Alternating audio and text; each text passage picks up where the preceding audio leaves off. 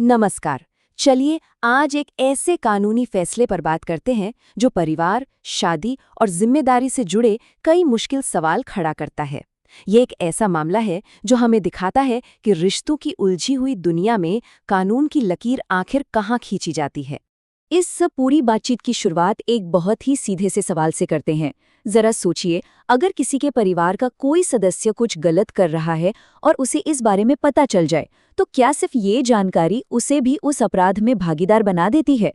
यही वो सवाल है जो इस पूरे मामले के केंद्र में है। तो चलिए सबसे पहले कहानी को समझते हैं। देखते हैं कि ये मामला आखिर है क्या और ये शुरू कहाँ से हुआ था। बात है साल 2016 की। एक महिला पुलिस स्टेशन पहुंचती है और एक एफआईआर दर्ज कराती है। और ये एफआईआर सिर्फ उसके पति के खिलाफ नहीं थी, बल्कि उसके पति के माता-पिता और उसकी बहन के खिलाफ भी थी। और देखिए, ये आरोप कोई छोटे-मोटे नहीं थे। लिस्ट काफी लंबी थी। क्रूरता, दहेज के लिए परेशान करना, मारपीट और बार-बार पैसों की मांग। लेकिन इन सब में जो सबसे गंभीर इल्जाम था, वो था द्विविवाह का। मतलब पति पर यह आरोप था कि उसने पहली शादी के होते हुए भी दूसरी शादी कर ली है। लेकिन यहीं पर इस कहानी में एक बहुत बड़ा पेंच है।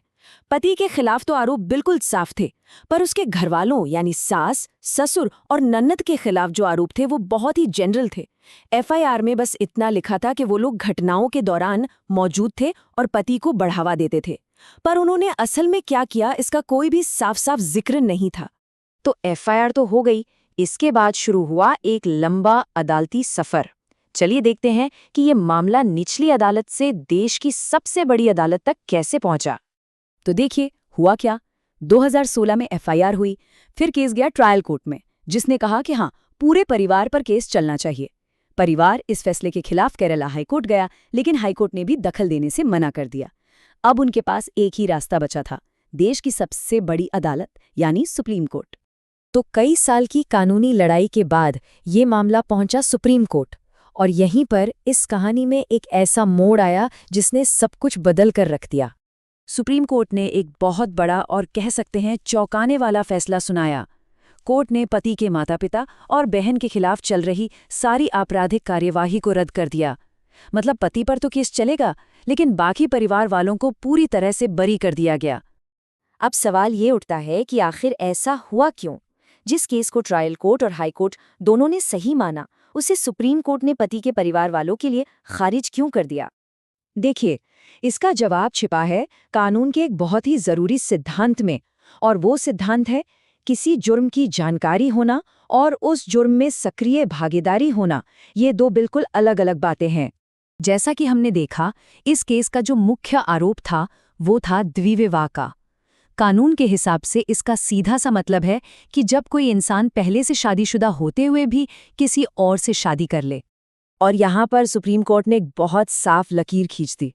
एक तरफ है सिर्फ जानकारी होना, मतलब हो सकता है कि आपको पता हो कि दूसरी शादी हो रही है या आप शायद वहाँ मौजूद भी हों। और दूसरी तरफ है सक्रिय भागीदारी, जिसका मतलब है कि आपने उस शादी को कराने में वाकई में मदद की या उसे बढ़ावा दिया या किसी भी तरह से उस पूरे काम में हिस्सा लिया।